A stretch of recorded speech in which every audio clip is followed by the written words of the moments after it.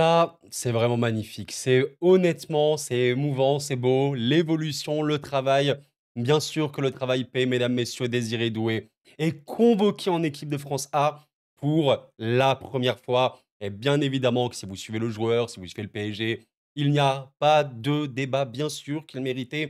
Il était déjà depuis Rennes un des plus gros joyaux de la formation française. Il aura été extrêmement impactant pour le Paris Saint-Germain et il est enfin appelé. Je vous propose de voir la liste complète de ces joueurs-là de l'équipe de France, du coup, pour ce rassemblement où on affrontera la Croatie notamment. Alors là, vous voyez pas en bas, je vais essayer de dézoomer peut-être un tout petit peu.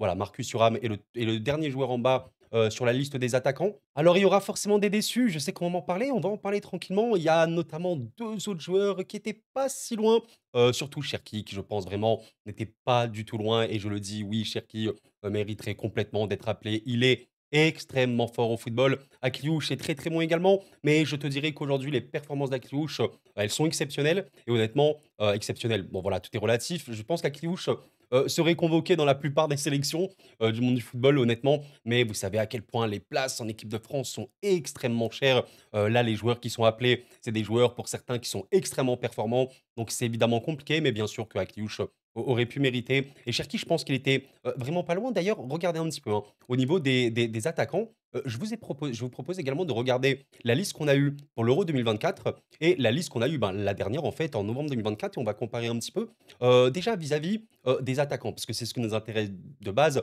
parce que Doué a été appelé. Désiré Doué, donc, à 19 ans, il me semble, hein, fait sa toute première apparition en équipe de France. Alors, est-ce qu'il va jouer ça, je ne sais pas, c'est une autre question. Voilà, je rappelle que le 1er match sera le jeudi 20 mars face à la Croatie, OK, en Ligue des Nations. Et le match retour sera 3 jours plus tard, il me semble, également contre la Croatie, mais cette fois en France.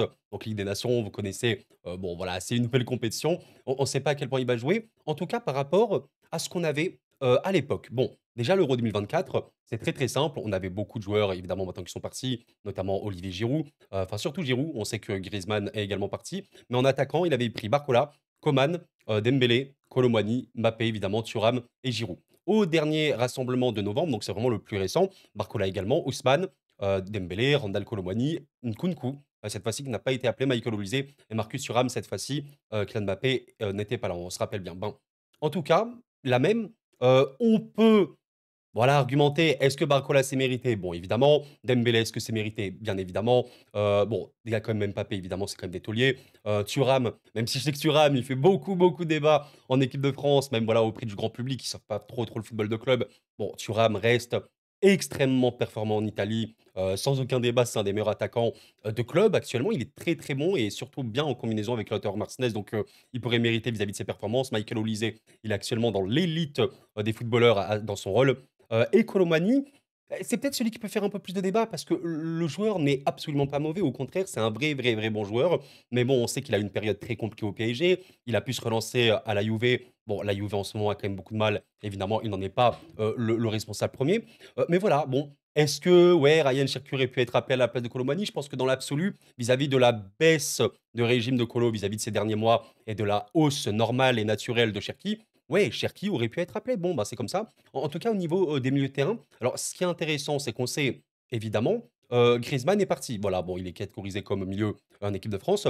Fofana, il me semble, n'a pas été appelé. On peut le regarder ici. Est-ce que Fofana avait été appelé lors du, novembre 2024? Il me semble que non, voilà. Il y avait Camavinga, OK, en novembre, Guendouzi, Kolo, Manu Koné, Adrien Rabiot et Warren. OK.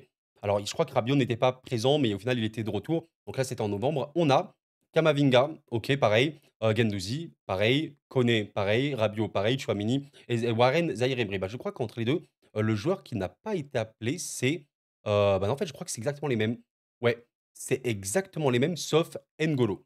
Ouais, Kanté n'est pas là. Bon, je pense qu'il y a aussi une forme de logique. Le fait d'avoir rappelé Kanté, d'ailleurs, c'était assez surprenant. Je vous le rappelle quand même, c'était assez fou. Et au niveau des défenseurs, bah, en fait, je crois qu'il y a rien de bien différent, si ce n'est, Wesley Fofana, qui n'a pas été appelé. Alors il faudrait juste que je vérifie quelque chose. Ouais, voilà, vraiment, comme vous pouvez le voir, en fait, Fofana, c'est quelqu'un qui est vraiment régulièrement blessé. Il a joué à peine son premier match avec Chelsea depuis décembre, donc c'est terrible pour lui. Il avait été appelé en novembre. Là, évidemment, n'allait pas être appelé. Du coup, je pense que celui, qui en a profité, ben, c'est Pavard de ce que je vois. Je suis en train de comparer, mais ouais, je vérifie là en direct avec vous. Ouais, Benjamin Pavard n'a pas été appelé en novembre. Est-ce qu'il a été appelé à l'Euro?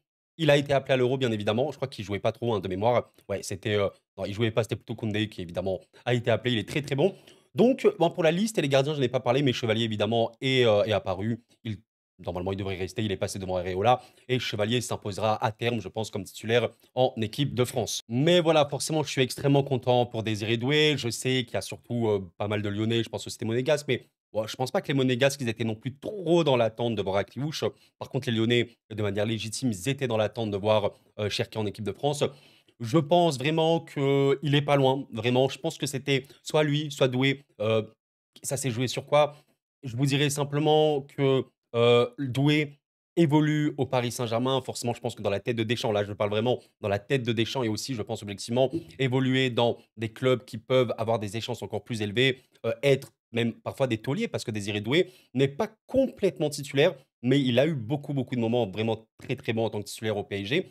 Donc, ouais, tu vois la régularité, tu vois l'impact de Désiré Doué, voilà, ce qu'il a eu tout au cours de ces derniers mois, au plus haut niveau. Ouais, ça joue vraiment énormément dans la balance, même si, je le dis et je le répète énormément sur cette chaîne depuis des mois, Ryan Cherki est un talent absolument hors norme. Il est en train de vivre une saison extrêmement importante malgré le fait qu'il a été, absent au début de saison avec Lyon. Il est énorme, dans tous les aspects du jeu et même un match où Cherki est moins bon, il sera toujours décisif parce qu'il est, ouais, en fait, c'est un génie, tout simplement. Il a un talent extrême, donc il est pas loin. Je t'avoue que j'aimerais bien un peu de fantaisie, de la part de Didier Deschamps sur ces matchs-là parce que, voilà, j'étais en train de revoir un petit peu les compositions face à la Belgique, j'étais en train de revoir les compositions face à l'Espagne. Alors je rappelle Belgique, Euro 2024 en huitième de finale quand tu te qualifies, on se rappelle que, la France marquait très, très peu de buts et malheureusement contre l'Espagne, on se souvient en demi-finale où tu es éliminé. Dommage, hein, tu ouvres tout le score. Lamine marque un but exceptionnel et Olmo enchaîne juste après. Les compositions, regardez un petit peu qu'est-ce qu'on avait. On avait, donc là, je vous montre ces matchs-là parce que c'est le plus haut niveau, c'est pas des matchs amicaux ou quoi, mais voilà, je pense que l'élimination, c'est aussi l'occasion de tester certains trucs. En tout cas, Maignan, Upamecano, Saliba, Théo, Koundé, je crois qu'on a eu ça quasiment tout l'Euro. Vous me rappellerez, mais je pense qu'on a à peu près eu ça. Le milieu de terrain, Rabiot, Tchouaméni, Kanté face à l'Espagne. Et on a eu Rabiot, Tchouaméni, Kanté, je crois qu'on a eu également ça, hein, avec des performances d'abord dans un premier temps très très chaudes de N'Golo. Et l'attaque, c'est vrai que Griezmann est dans un rôle un peu particulier. Griezmann, Thuram, Mbappé contre la Belgique. Bon, Thuram qui clairement a beaucoup de mal en équipe de France parce que voilà, Deschamps en équipe de France ne fait pas jouer Thuram comme à l'Inter Milan. Je rappelle quelque chose, pourquoi Thuram est aussi bon avec l'Inter, c'est que l'Inter Milan joue toujours avec 2 pointes en vérité, avec 2 joueurs catégorisés comme des avant-centres, comme des numéros 9, on va dire. Il y a Thuram, voilà, c'était Taremi, mais globalement, c'est très, très, très, très souvent Lautaro Martinez, qui je pense vous le connaissez, est un des meilleurs attaquants du monde du football depuis quelques saisons maintenant. Le combo Martinez et Thuram fonctionne extrêmement bien. C'est la raison pour laquelle Thuram, Martinez est très performant. Il est soutenu par Marcus. Et ouais, bon, on l'a jamais vraiment vu en équipe de France. Alors je pense qu'il y avait peut-être volonté d'essayer de faire ça avec Mbappé. En vrai, Mbappé joue quand même bien bien en tant qu'attaquant en équipe de France. On pourrait espérer ça. Bon, en tout cas, voilà, Marcus, ça a clairement rien donné. Et au final, c'était Kolo Muani, hein, qui a été titulaire face à l'Espagne. Il aura marqué d'ailleurs, hein, vraiment très très tôt dans le match. D'ailleurs, en quart de finale, où tu te qualifies quand même, hein, pour les demi, sachant que tu n'as toujours pas marqué un but dans le jeu, voilà, tu avais une sorte de composition. Bon, là, peut-être pas trop attention au papier, toujours la même équipe, mais tu avais simplement Griezmann, même pas vraiment comme un attaquant parce qu'il descend énormément, et simplement Mbappé et Kolo. Voilà, il a vraiment testé beaucoup de trucs. Au final, lors du dernier match, ce qu'il a fait, Didier Deschamps, comme on l'a pu voir, il a mis la compo du PSG parce qu'à l'époque, Mbappé et Colomani jouaient encore au PSG. Alors, je pense que à ce moment-là, ouais, Mbappé allait de toute façon aller au Real Madrid, on le savait, je crois, il me semble. Mais voilà, il y avait quand même, beaucoup de réflexions autour de l'attaque. On verra ce qu'il va faire. En tout cas, ce qu'on a entendu, bon, de la part du journal L'équipe, généralement le journal L'équipe concernant l'équipe de France sont plutôt, on va dire, fiables. Ousmane Dembélé pourrait être utilisé dans l'axe avec les Bleus. OK, Didier Deschamps devrait l'utiliser dans un registre proche de celui du PSG, avec une grande liberté de déplacement. C'est ça qui est intéressant. Voilà, je sais pas trop si vous suivez le football de club. Je sais que dans les vidéos équipe de France, généralement, il y a des gens aussi qui ne suivent pas du tout l'actualité des clubs. Mais oui, effectivement, Ousmane Dembélé aujourd'hui, un joueur qu'on connaît comme étant un ailier virevoltant et cetera, a énormément changé de rôle sur cette saison au Paris Saint-Germain, est devenu un joueur beaucoup plus, précis devant le but, mais surtout beaucoup plus présent dans les zones de vérité, et dans la surface littéralement de réparation. C'est une vérité. Aujourd'hui, il n'est plus vraiment un ailier, mais plutôt un sorte d'attaquant polyvalent qui peut dézonner énormément, être plutôt dans l'axe, être dans un demi-espace droit, un demi-espace gauche. Et donc, ça pourrait être vraiment intéressant de le voir, Ousmane, qui ouais, devrait être titulaire maintenant en équipe de France. Il est tellement, tellement, tellement performant déjà de 1 en club et surtout extrêmement important. Luis Enrique au Paris Saint-Germain, c'est littéralement le dernier joueur qui va enlever sur un terrain, je pense, dans un match à élimination directe, par exemple, parce qu'il est trop, trop important pour l'équipe. Donc, on pourrait imaginer vraiment des attaques de fou. En vrai, Deschamps, alors c'est ça qui est assez drôle, c'est qu'avec les joueurs qu'il a pris, il a pas besoin de trop se complexifier la tâche, notamment pour l'attaque. Parce qu'il pourrait faire Barcola, Dembélé et Désiré Doué, c'est une attaque qui existe et qui se connaît au PSG. Vous voyez un peu l'idée? Bon, évidemment, dans les gros matchs, notamment contre la Croatie, je pense qu'Mbappé sera titulaire. Donc, on pourrait même imaginer, ben, Mbappé, Dembélé, Désiré Doué ou Barcola, ben, c'est également des joueurs qui se connaissent. Ils ont littéralement joué ensemble au PSG. Après, bah, voilà, la qualité, elle est dingue. Michael Olise mériterait d'être titulaire à fond. Marcus Thuram, encore une fois, vis-à-vis de son rôle, je pense qu'il est clairement remplaçant dans cette équipe. Mais le vivier, le talent, la qualité de cette équipe n'a absolument aucun sens. Moi, j'attends une chose très, très simple. S'il te plaît, Dédé, voilà, on sait que Didier Deschamps, il va bientôt partir. On sait qu'il va partir après la Coupe du Monde 2026. Purée, c'est la Ligue des Nations. Voilà, c'est la Ligue des Nations. Je pense pas que c'est le truc que les gens portent le plus dans leur cœur. Purée, mais montre un petit peu, voilà, ce que tu peux faire, montre ta créativité. Tu as du génie sur le terrain, sur ton banc. Je pense que Désiré Doué va pas être titulaire directement, mais allez, fais-nous kiffer. Mets du Barcola, mets du Ousmane, mets du Michael Olise, je sais pas, même si tu veux mettre Mbappé sur le banc, voilà, parce que pour un peu tester des trucs, vas-y et tu de quoi. Mais sinon, là, je vous avoue que j'ai pas tous les joueurs. Est-ce que dans l'entrejeu, au milieu de terrain, tu aurais pu prendre d'autres joueurs? N'hésitez pas à me donner des noms, mais comme ça, j'ai pas les joueurs, clés, qui auraient pu être appelés. Je pense qu'on a plein, en vérité. Il y a beaucoup, beaucoup de joueurs, français performants en Europe. Bon, vous connaissez aussi Dédé qui aime bien avoir sa base et ne pas trop, trop prendre de risques. En vrai, prendre Désiré Doué, je pense que peut-être l'ancien Dédé l'aurait pas forcément pris. Mais là, effectivement, il est quand même très performant, donc il le prend de manière assez logique. Oui, j'ai failli oublier un truc, parce que les Lyonnais peuvent être deg aussi vis-à-vis d'un truc, c'est bien Corentin Tolisso. Corentin Tolisso. Et honnêtement, il l'aurait mérité. Il est vraiment très très bon. Je vais juste voir un petit peu là, parce que Scalisté à ActuFoot, la liste, voilà. Kefren Turam. Ouais, bon, il joue dans une univers un peu compliqué. Il est plutôt bon à la Juve, de ce que j'ai pu, de ce que j'ai pu voir. Tolisso, Camara évidemment. Camara est plutôt bon avec Aston Villa également. N'Golo Kanté, bon évidemment, N'Golo c'est un peu compliqué maintenant. Je pense que voilà, N'Golo c'est une fin d'histoire. Il a été appelé pour l'Euro. Je pense que c'était un petit coup de déchant. Bon, factuellement, quand il part en Arabie, c'est un peu la fin de sa carrière internationale. OK, mais du coup, ouais, en fait, le gros problème, c'est que vous voyez des joueurs comme Kefren, des joueurs, comme Boubacar, je pense que c'est des joueurs performants. Il y a pas de problème. Mais de là à les appeler en équipe de France, je sais pas. Par contre, Tolisso, pour suivre vraiment beaucoup, beaucoup Lyon, Tolisso est très performant. Honnêtement, il est vraiment, vraiment bon. Après, voilà, est-ce que dans la tête de Didier Deschamps, un gars comme Tolisso qui a fait son temps, il va le rappeler? Est-ce que ça se fait? Je sais pas. Bon, dans l'absolu, il a déjà fait, hein, avec, bon, Benzema, pendant un temps. Il a fait avec Kanté très récemment. Ouais, Tolisso peut-être. Tolisso est très performant, les gars. J'insiste là-dessus, je suis vraiment Lyon. Il est pas cramé, loin de là. C'est un joueur, bon, qui est surtout un joueur de dernier tiers. Il a pas le coffre physique le plus important aujourd'hui, mais il est bon, il est vraiment bon. Est-ce qu'il aurait pu passer devant ces joueurs-là? Bref, Guendouzi, plutôt très bon en Italie. Mani Koné, ouais, je vous avoue que peut-être Mani Koné. Bon, Rabiot est quand même bon, faut être honnête. Rabiot est bon avec l'OM.